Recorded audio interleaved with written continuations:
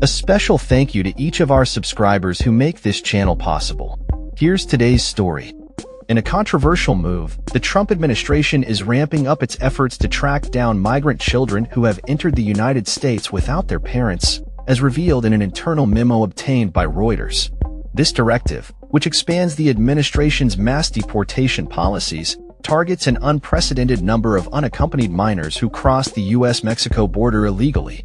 Since 2019, more than 600,000 immigrant children have made this journey, with tens of thousands already facing deportation orders for various reasons, including missing court hearings. The Immigration and Customs Enforcement (ICE) memo outlines a comprehensive four-phase implementation strategy, which begins with a planning phase slated for January 27th.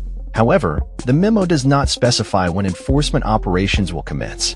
The Department of Homeland Security and ICE have yet to comment on this directive, which raises significant concerns among advocates and legal experts.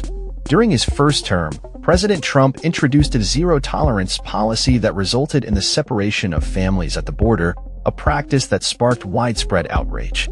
Although the policy was halted in 2018, reports suggest that up to 1,000 children may still be separated from their parents.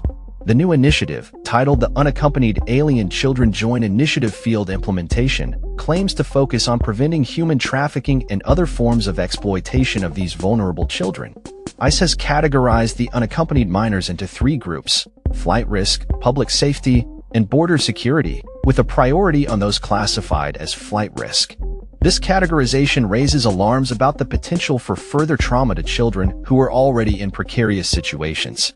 Critics argue that the administration's approach fails to address the unique needs of these children, who require a level of care that considers their vulnerability. Wendy Young, president of Kids in Need of Defense, emphasized the importance of partnering with legal service providers to ensure that children understand their rights and the immigration process. Such partnerships could facilitate a more humane approach to determining which children need protection in the U.S. and which can safely return to their home countries.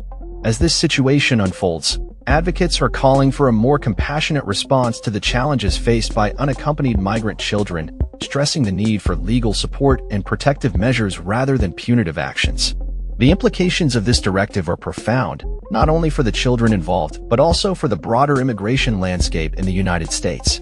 The administration's focus on tracking down these minors could lead to increased fear and uncertainty among immigrant communities, complicating efforts to provide necessary support and resources. As the situation develops, it remains crucial to monitor the impact of these policies on the lives of vulnerable children and the families they may be separated from. This ongoing story highlights the intersection of immigration policy, child welfare, and human rights, calling for urgent attention and action from both policymakers and the public. That's all for this story. We upload videos every day covering many different subjects, so hit that subscribe button to stay informed. Thanks for watching.